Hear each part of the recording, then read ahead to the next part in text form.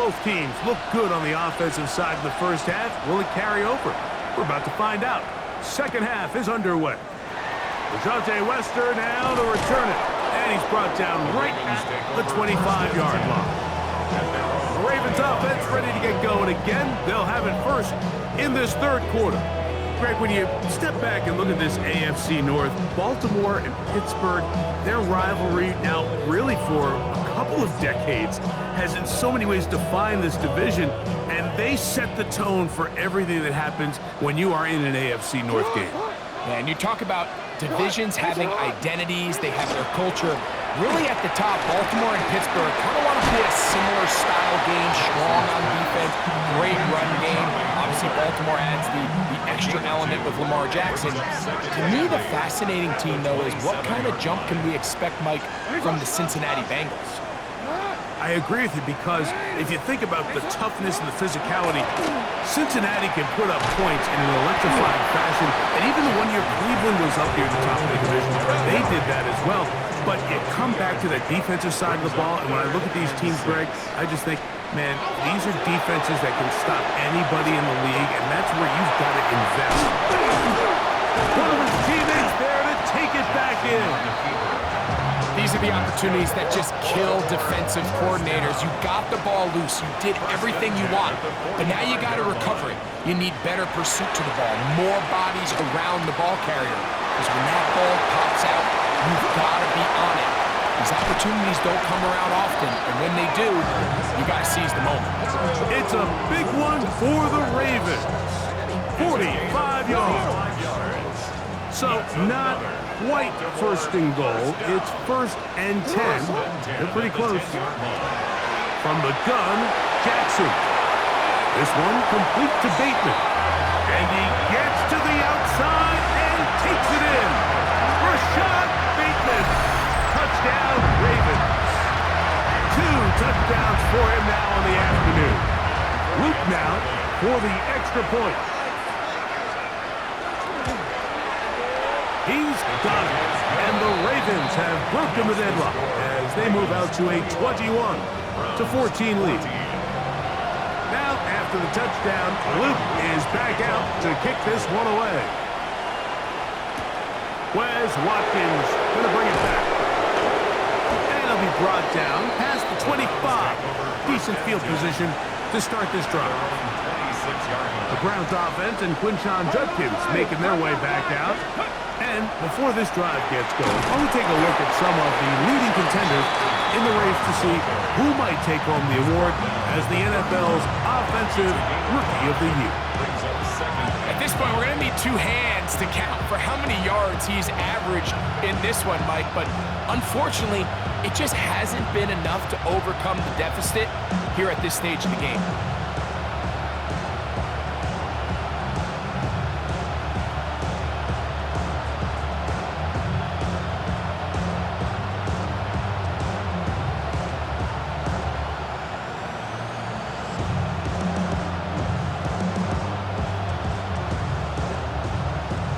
Clock down to 0. That's going to be a delay. Delay of game.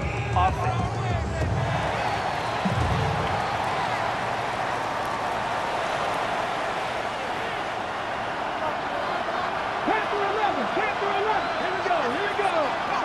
Now Sanders to throw on 2nd down. Throw over the middle, and they can't connect. Incomplete. And that's another brutal drop for an offense that has struggled to catch the ball up to this point. And yes, you can nitpick about ball placement and whatnot, but listen, the reality is at this level, if it hits your hands, you have to find a way to come down. Let's go now. On 3rd down, Sanders. That's into the hands of Judy on the right side. And a good short tackle right there. It stops him a good distance short of the marker. It sets up 4th down. This one incomplete. The defense up to the challenge there. They force the incompletion, and they'll take the ball over on downs. Lamar Jackson and the Ravens headed back out again. Well, Greg, it will be a very busy stretch for the Passports A lot of international games to look forward to. 7-all outside the U.S. Chiefs and Chargers last week in Sao Paulo. Great ones to follow. Vikings and Steelers in Dublin. Vikings in London playing the Browns the very next week. Broncos and Jets, Rams and Jags. They'll also play in London week 6 and 7. The Falcons and the Colts are going to be in Germany in week 10. And then the Commanders and Dolphins wrap up the international slate. That's in Madrid week 11. Greg, this has been such an additive part to the NFL season, all of these international games. Yeah, I can tell you, Mike, having played one of the international games towards the end of my career in London, when I played for Carolina, it's a great experience. It's fun for the players, it's fun for the coaches, it's fun for the fans and the families. So I expect this slate to continue to expand. There's so many fun international cities around the world that love NFL football. And from what you hear, there's more to come. We could be at the point someday, very soon, where every team plays one game outside of the U.S. in each regular season. There's a short one caught by Andrews. And they're going to be set up in the red zone. They got it inside the 15. Space getting tight here, down to the 13-yard line. They work 1st and 10. In motion comes Andrews. Play action now. Jackson. Now he'll run it. And he will win the race to the pylon. He's in. Lamar Jackson. Touchdown, Baltimore. The defense comes up with the coverage, but they cannot keep up with the speed as the quarterback scrambles to the end zone for the touchdown. And down here in the red zone, Mike, is where I think a quarterback's legs could be the most dangerous. The defenders are trying to match backs, match tight ends and receivers, but often it's the quarterback that has no one assigned to him, and in this case, he's able to capitalize and run it in himself. On is Luke to add the extra point. He's got it, and the Ravens have doubled their advantage. It is now a 28-14 game. Now, after the touchdown, Luke is back out to kick this one away. Here to take it back, Quez Watkins. And he's stopped at the 25. The drive will begin there. The Browns offense and Quinshon Judkins making their way back out. Now, Greg, as we get the season going, obviously the adjustment to last year's new kickoff rules in place. We talked to a lot of coaches during the year. Folks didn't seem too bothered about letting the other team have the ball at the 30-yard line after a touchback. But the 35-yard line, I don't know, does that feel any different to you? You know, it does, and I think the part that people don't talk about, Mike, is the impact that it's making on going forward on 4th down, not settling for field goals. Because remember, in the old days, if you got stopped inside the 5 or you scored inside the 5, it was all the difference of if they kicked a touchback, they got the ball at the 20. There wasn't that much of a spread. But now, all of a sudden, is it in my best interest to settle for a field goal and kick off when I could give you the ball at the 35? Or even if I fail down there tight in the red zone on the 3, you now possess the ball inside your own 5-yard line. So I think that's an element now that's causing offenses to... And he's into the end zone. David Njoku. Touchdown, Browns. That is first touchdown of the new year. Greg, sometimes we say it too often. That was an important drive. That one really felt important for them to edge a little bit closer. Yeah, now the question is, Mike, yeah, the offense does their job, but can the defense get a stop? They've got to continue to get the ball back to their offense. Let them build on that previous drive because they've still got some work to do.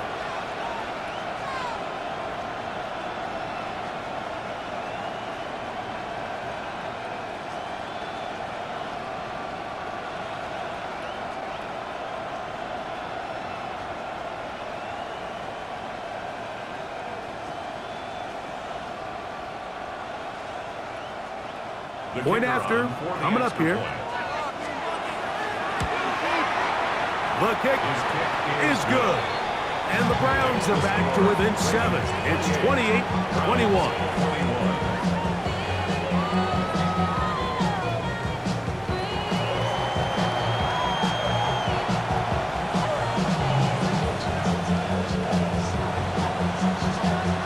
kickoff team is out on the field, and we're back to it as the kick's away.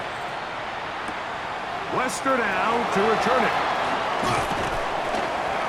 And he'll be brought down right around the 25-yard line.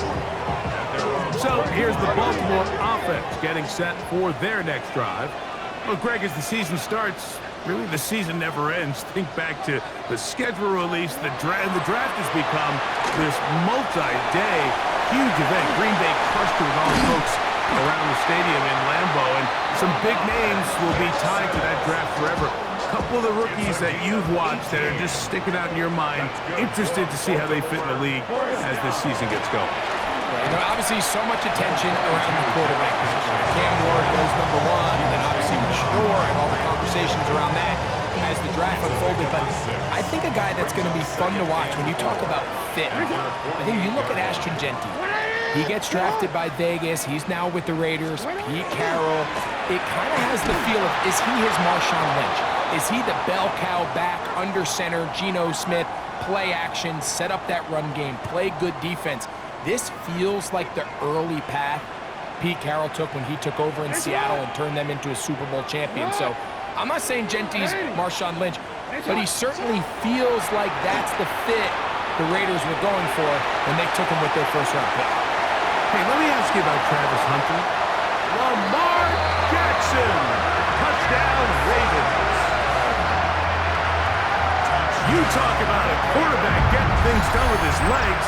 Everything covered downfield, but they couldn't cover him as he went down the field for a touchdown. Mike, sometimes as a defensive coordinator, you just can't prepare for everything. In this case, you have the play defended perfectly. Passing lanes are all taken away. Everyone in coverage is where they're supposed to be. So what does the quarterback do? He tucks the ball away, and he takes it the distance for 6. Luke now for the extra point.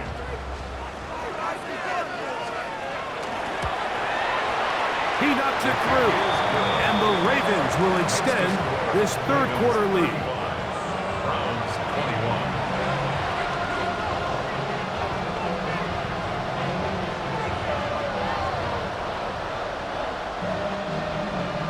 Now, after the touchdown, Luke is back out to kick this one away. This will be returned from the 6, and he'll be brought down just beyond the 25-yard line. The Browns offense ready to take over once again. Greg, it's one of those weird feelings you build all year for the opener, and you play a tight game and lose. It kind of changes the feeling coming into this week a little bit. Yeah, it certainly does, and if you're not careful, what's that cardinal rule? You don't want one loss to turn into 2, one bad play to turn into 2. The best teams in this league, Mike, they have an uncanny ability that regardless, good or bad, blowout or close one from the previous week before, it doesn't lead into the next week's work and ultimately the next week's game. So we'll find out, were they able to learn from the good? And there certainly was a lot of it. But can they move forward today and not let the disappointment of last week trickle into today? And they will bring him down on the other side of midfield. That's good for 27 and a first down. A fresh set of downs to work with. It is first down and 10. Here we go. To run out of the gun with Martinez. He'll take this forward for about a yard at best. That is Nnamdi Madubuike there to bring him down. It's second and 8. Come on. On the handoff, jump kick. And he nearly got free. But as it is, gain of 6, and it sets up third down. It looks like we've got an injured Brown on the field. Athletic training staff looking at him, so we'll step aside.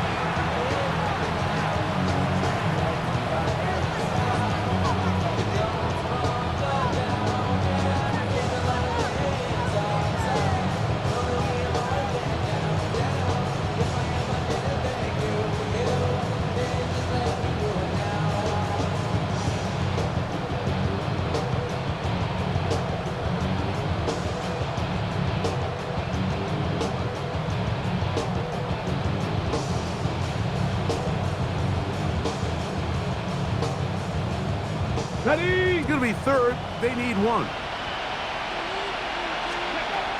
From the gun, it's Shador. And that one's incomplete. They really ratcheted up the coverage there. And they force fourth down. Let's go. Seven Pirates. Let's go. They'll try to throw for it with Sanders. That is incomplete. They couldn't get the connection on fourth. Gonna give the ball over.